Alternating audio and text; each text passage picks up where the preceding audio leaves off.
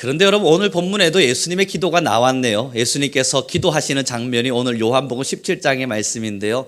눈물 없이 볼 수 없는 성경 구절입니다. 이 구절들을 한 절 읽다 보면 17장만큼은 뜨거운 가슴과 뜨거운 눈물을 삼켜야 되는 본문입니다.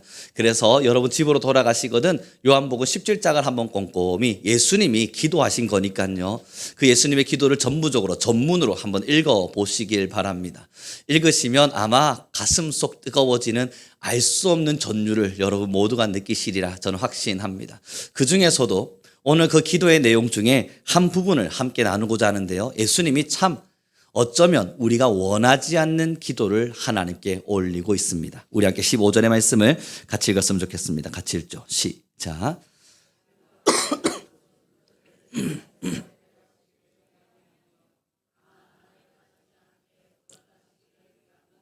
아멘. 여러분 15절을 제가 다시 한번 읽어드릴게요. 내가 비옵는 것은 그들을 세상에서 데려가기를 위함이 아니요 다만 악에 빠지지 않게 보존하시기를 위함이니이다. 여러분이 예수님의 기도 왜 우리가 원하지 않는 기도입니까? 사실 우리가 성경 공부를 하거나 또 많은 신앙인들이 하는 질문 중 하나를 생각해 볼 필요가 있어요. 그들이 어떤 질문을 하냐면 내가 예수를 믿었다면 빠르게 천국에 데려가시면 죄에 넘어지지도 않고 악의 유혹을 받지도 않고 이런 고단한 길들을 가지도 않을 텐데 빠르게 순교의 현장으로 밀어넣으시든 아니면 생명을 빠르게 거두어 가시면 될 문제를 왜 하나님은 굳이 우리에게 여기에 살게끔 하시는가? 이 질문들을 늘 받습니다. 그냥 죄에 유혹당하지 않도록 내가 예수님 믿습니다 하자마자 그 믿음을 확신하시고 야 너가 정말 나를 믿었구나 내일 천국 그렇게 하시면 우리는 넘어지지도 않고 믿음의 변질이 일어나지도 않을 텐데 말이에요. 근데 이게 하나님만 안 하시는 게 아니라 예수님의 기도를 보십시오. 예수님 뭐라 기도하시냐면 하나님 저들을 예수님 믿는 그들을 천국에 데려가 달라고 지금 당장 하나님께 이끌어 달라고 기도하고 있는 게 아닙니다. 이제 내가 기도하는 것은 저들이 세상 속에서 살겠지만 그러나 그들이 넘어지지 않기를 바랄 뿐입니다. 야속하시잖아요. 유혹당하지 않게 해달라고 기도하시면 더 아름답지 않습니까? 제가 절대 그들의 삶으로 침해에 들어오지 못하도록 하나님께서 죄를 단절시켜 주시면 좋겠습니다 라고 기도하면 훨씬 더 맞을 텐데 예수님은 유혹받겠지만 넘어지지 않게 해달라 기도해요. 다시 15절입니다. 우리 함께 읽어보겠습니다. 다시 꼼꼼히 읽어보도록 하죠. 함께 했습니다. 시작.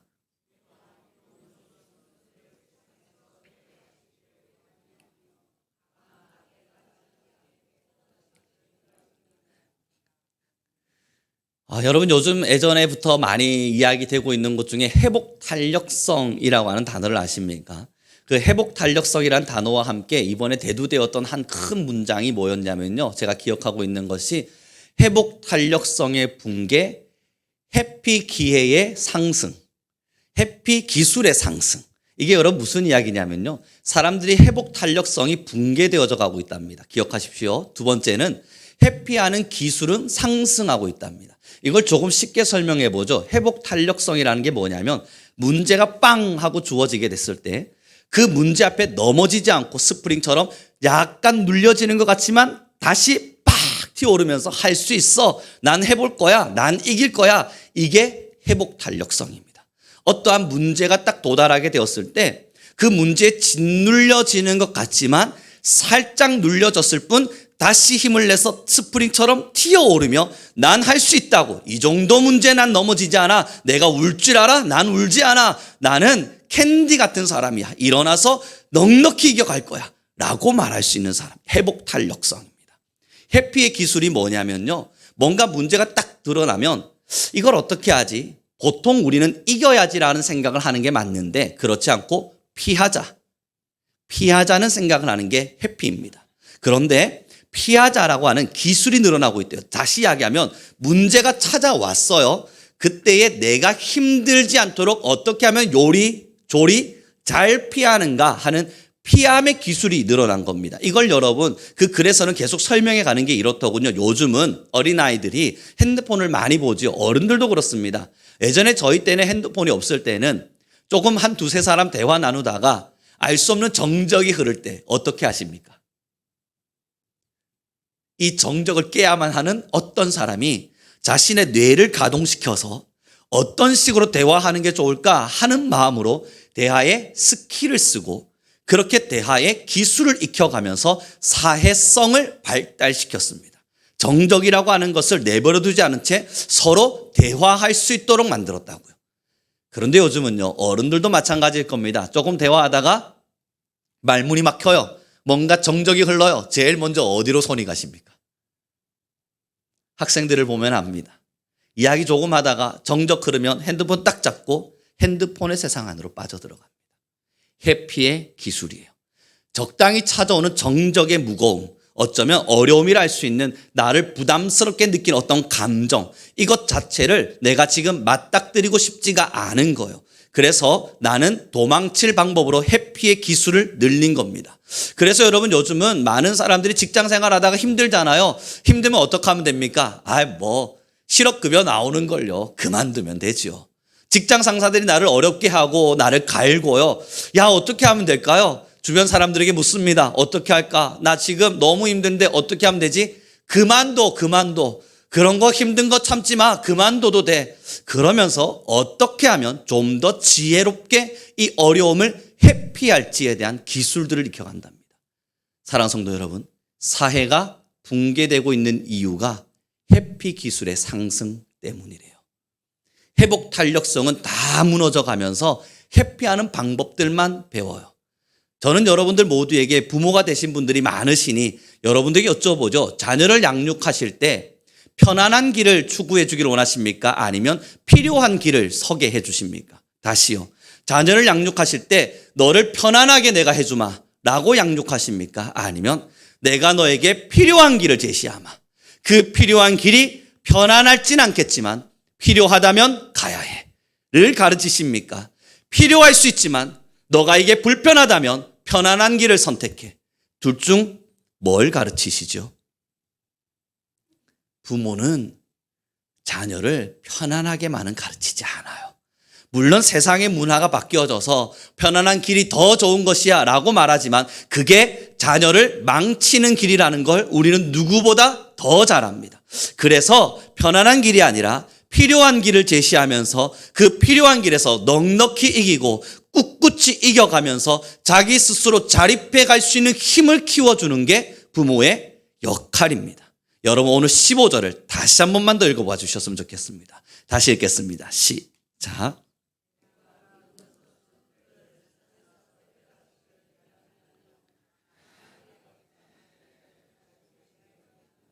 이 15절의 말씀이 예수님의 양육 방법인 거예요.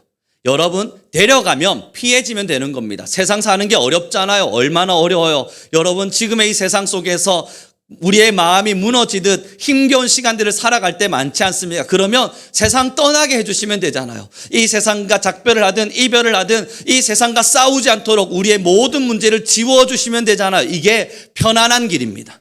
하나님이 빠르게 우리를 천국으로 데려가시면 우리 얼마나 편안하겠어요. 하나님이 나를 사랑하시니 하나님 나 좀 편하게 해주십시오 라고 말할 수 있지만 하나님의 양육 방법도 편안한 길이 아니라 필요한 길을 제시하시는 거예요. 그래서 우리를 데려가시는 게 아니라 악에게, 죄에게, 세상의 유혹 속에 널브러지듯 너희는 내팽겨치듯 살아보아라. 그리고 그 살아감 속에서 나는 하나님께 기도할 것은 그 많은 유혹이 있겠지만 보존되기를 바란다. 너희가 넘어진 채 쓰러져 있는 게 아니라 일어나서 너희의 형태의 모습 그대로를 보존하며 여기를 넉넉히 이기며 살아가길 바란다. 이게 우리에게 필요한 길이기 때문인 겁니다.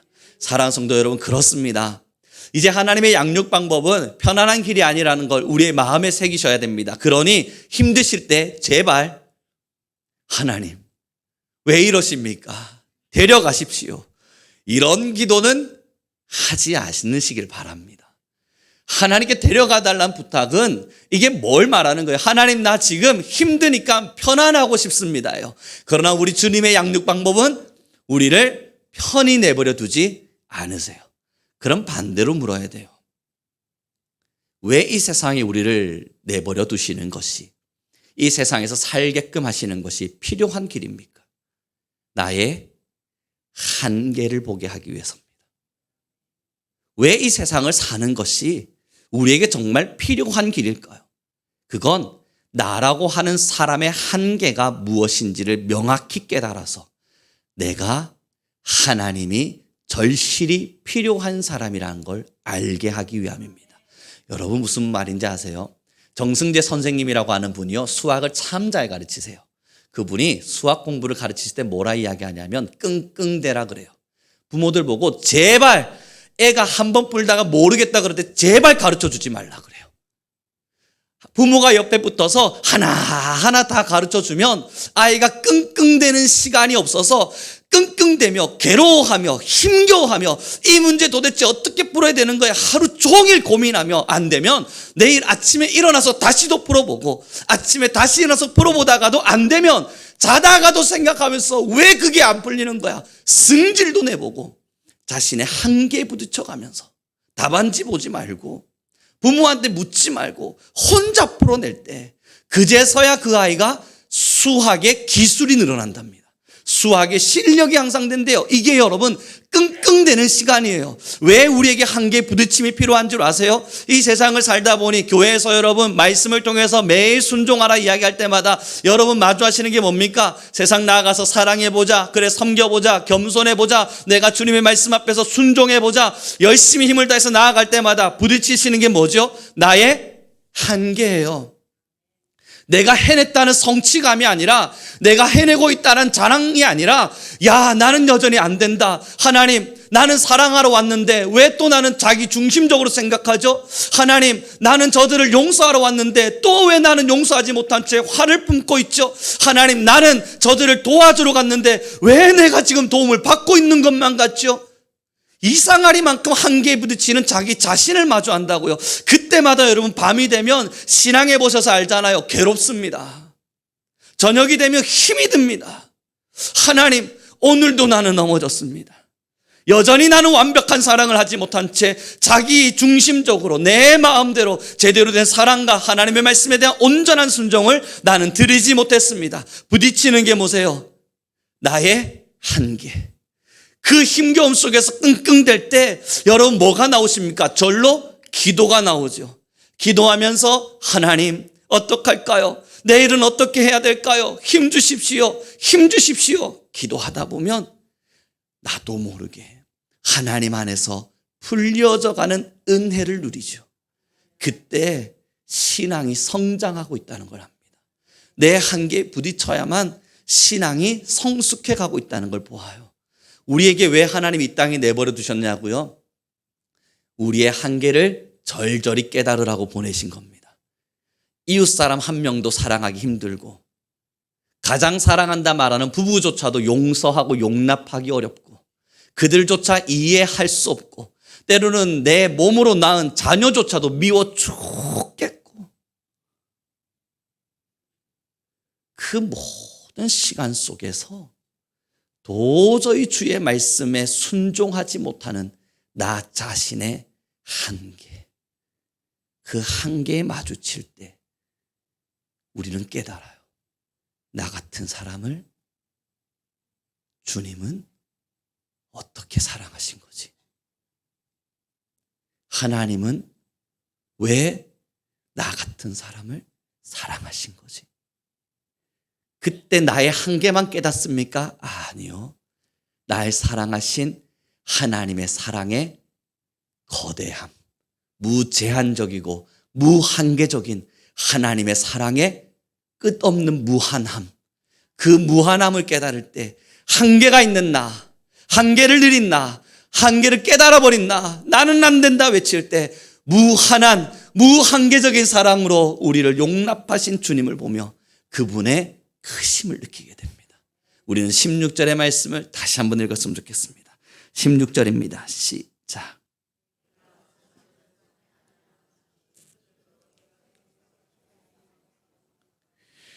그리고 17절 제가 읽어드리죠. 그들을 진리로 거룩하게 하옵소서. 아버지의 말씀은 진리니이다. 아멘.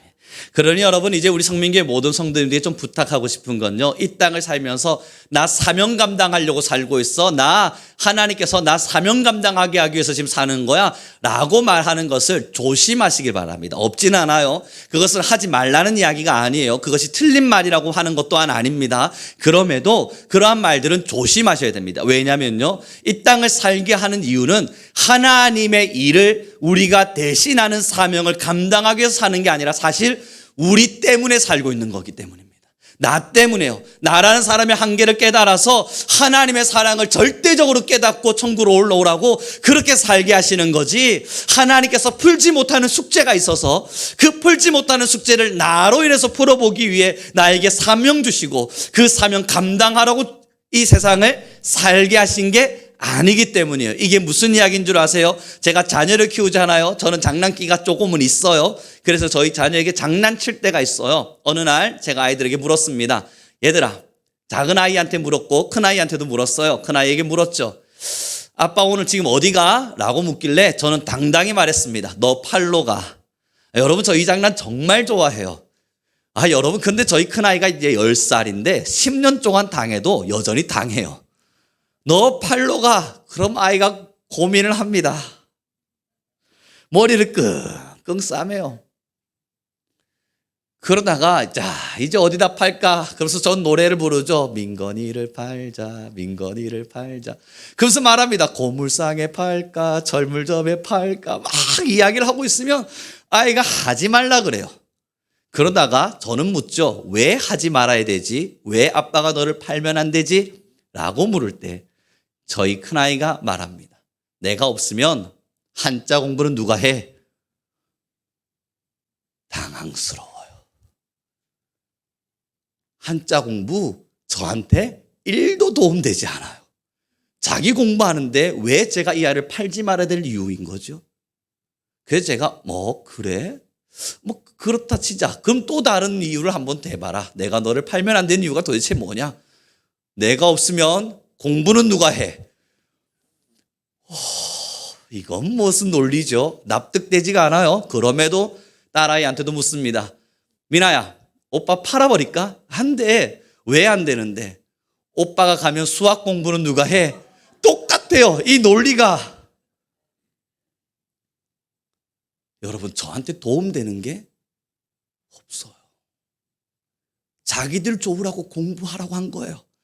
자기가 한자 공부를 하든 수학 공부를 하든 영어 공부를 하든 어떤 게 저한테 대단한 이익이 되어집니까?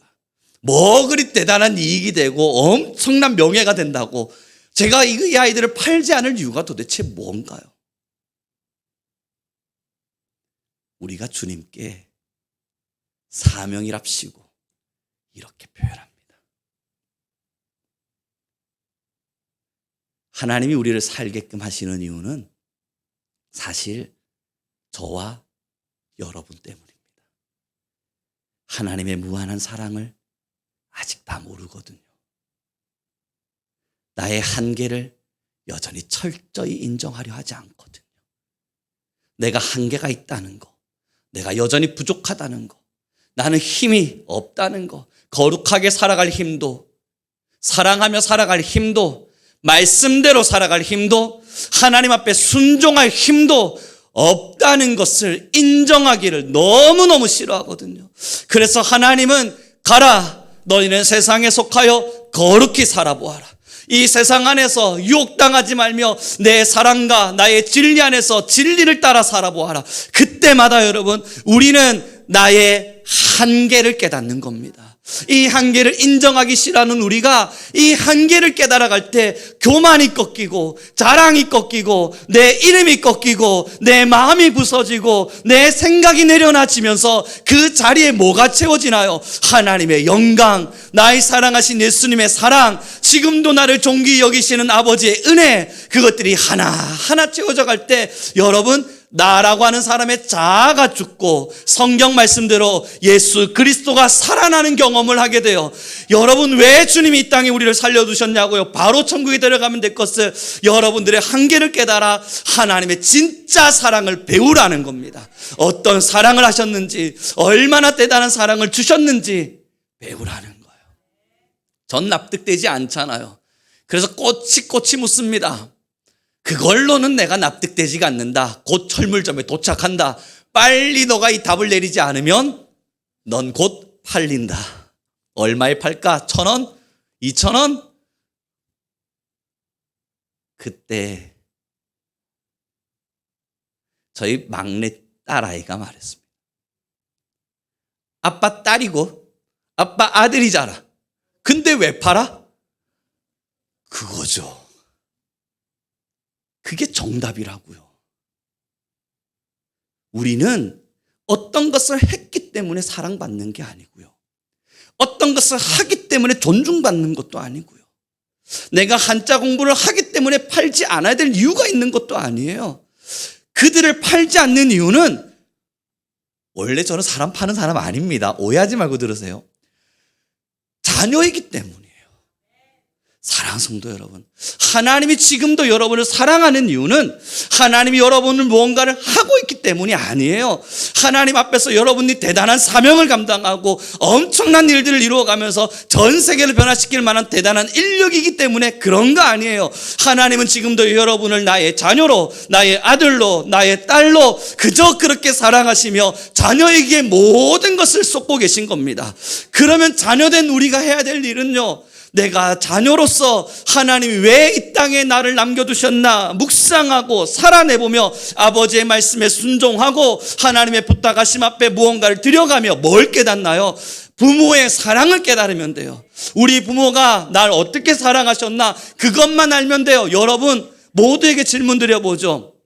어느 날 자녀들이 여러분들에게 찾아오셔서 나 키운다고 고생했으니까 이제부터 지금까지 키운 모든 수고비 내가 다 계산해서 돈으로 줄게. 자, 얼마면 될까요? 몰라요. 하여튼 그 정도 금액 줘요. 행복하십니까? 세상이 타락해서 아무리 돈이면 전부라고 말하지만 그 돈을 주면 여러분들이 자녀를 키웠던 모든 힘겨움과 어려움의 그 눈물의 시간들이 다 보상받는 것 같으세요? 아니죠. 그런데 여러분, 어느 날 저희 큰아이가 제가 가만히 앉아서 오늘따라 왜 이리 힘들지 하고 있는데 그냥 와서 이제는 그 거대한 손으로 제 어깨를 주물러요. 그러면서 한마디를 던져요. 우리 키우시느라 고생 많으시죠? 끝난 거 아니에요? 더 뭐가 필요하세요, 여러분? 어떤 게 필요하죠? 뭘 바랍니까? 바라지 않아요. 어깨를 주물렀기 때문에 기특한 게 아니라 그 말 한마디면 된 거예요. 하나님은 우리를 그렇게 사랑하세요. 왜 이 땅에 남겨두셨을까요?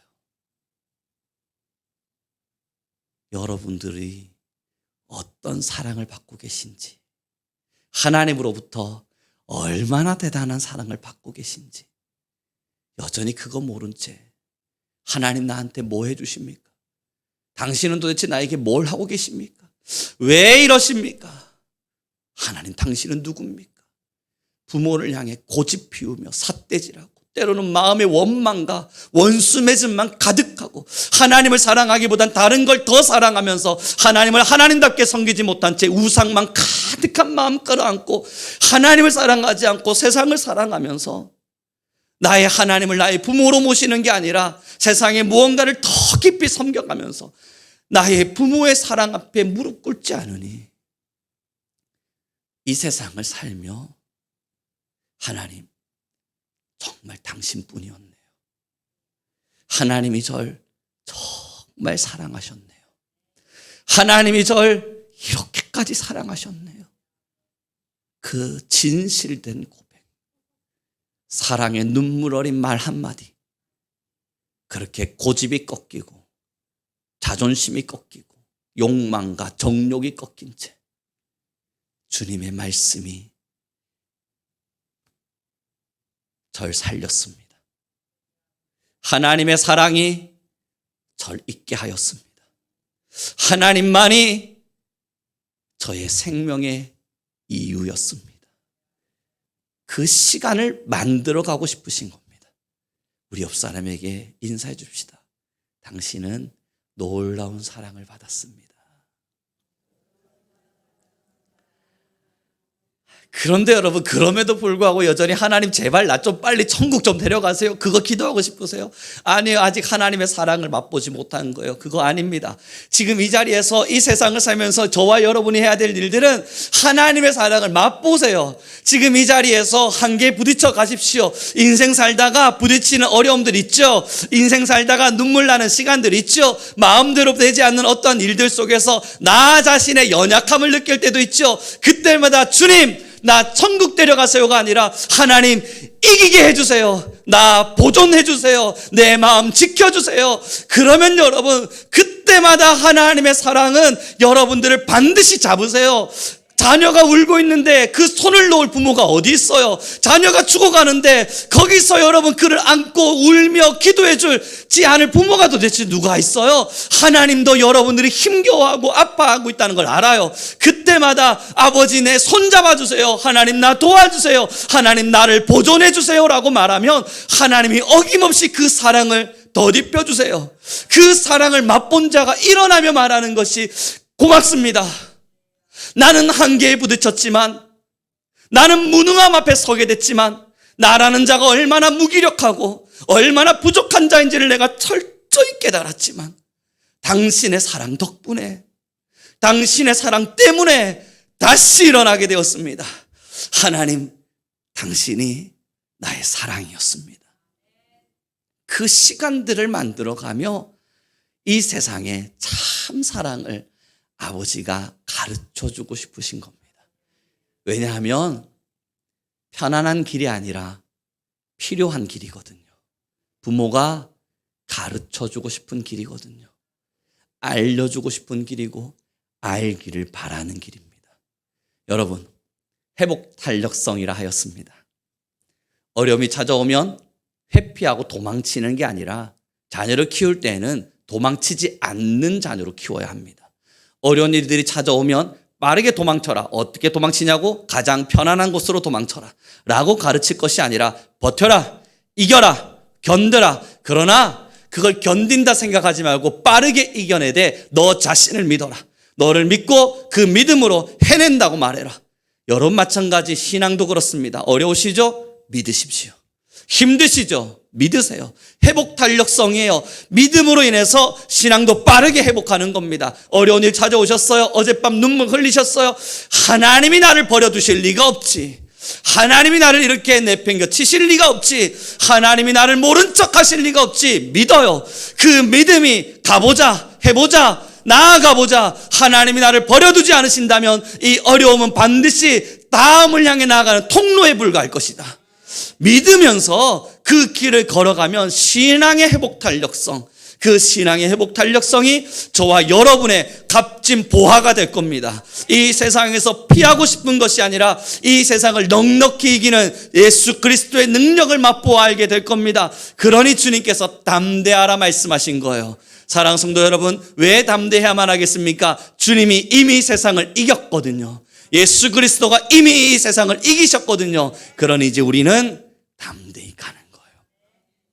회피의 기술만 늘어서 기도하기 힘드시죠?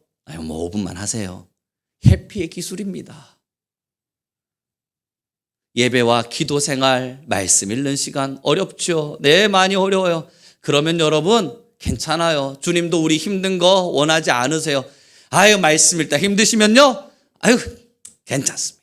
하루 이틀 정도 말씀 안 읽는다고 죽지 않아요. 성경 딱 덮어두시고요, 편안하게.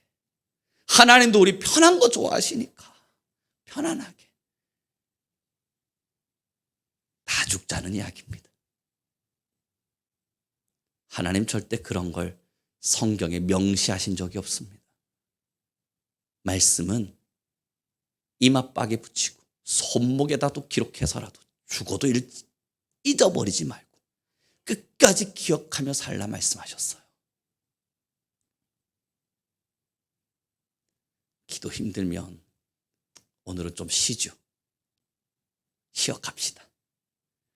아휴, 고달픈 세상길, 기도까지 보태가면서 살 이유가 도대체 뭡니까? 그 정도는 좀 지워줍시다. 하나님은 우리의 편안함을 원하실 테니까. 이런 사탄의 속삭임 앞에 사랑하는 성도 여러분, 넘어지지 마세요. 하나님은 우리에게 편안한 길을 요청하시지 않으세요. 가장 편한 거 원하셨다면 자는 잠에 여러분들 다 데려가시면 될 것을. 하나님은 우리에게 필요한 길을 가르치십니다. 이제 말씀을 좀 정리해 갔으면 좋겠습니다. 그럼에도 여러분, 천국을 잊어버리자는 이야기는 아닙니다. 우리가 이 세상을 살면서 왜 넉넉히 살아갈 용기를 얻습니까? 많은 유혹을 당하지만 왜 이기고자 하십니까? 그건 그 길 끝에 하나님이 좋으신 것이 아니라 내가 누릴 수 있는 가장 값짐이 있음을 믿기 때문입니다. 한 길 걸을 때 어렵지만 다시 회복하셔야 되지 회피하시면 안 됩니다. 신앙의 길을 걸으면 버겁지만 여러분, 모든 것은 회복되어져야 되는 것이지 회피되어져서는 안 됩니다. 다시요. 제가 저희 자녀들에게 그거다. 그럼 당연하지. 네가 내 딸인데, 네가 나의 아들인데 내가 너를 팔 리가 없지. 이게 이 아이들의 이젠 입버릇이 되어버렸습니다. 제가 빵을 먹고 있을 때 한 입 달래요. 왜? 아빠 딸이잖아. 그럼 줘야지.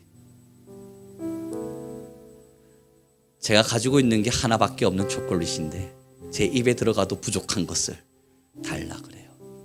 하나밖에 없는데, 야, 이 하나를 달라 그러는 건 너무 욕심이다. 넌 지금까지 먹었고 이제 네 하나 남은 건 아빠 거지. 아빠 먹자. 그런 말 하죠. 아빠 아들인데, 그렇네. 그럼 줘야지.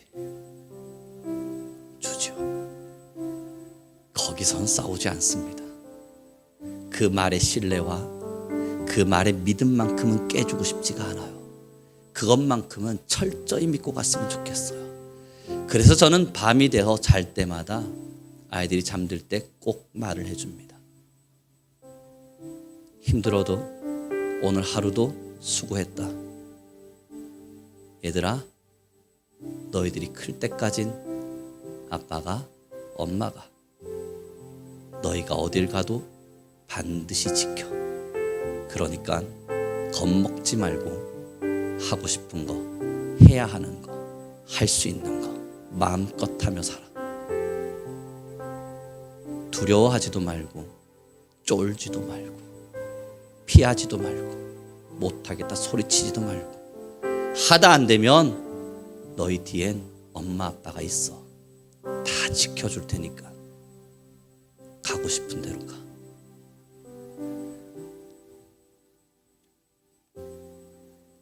전 이 몇 마디에 저희 아이들의 방긋 웃는 웃음들을 봅니다.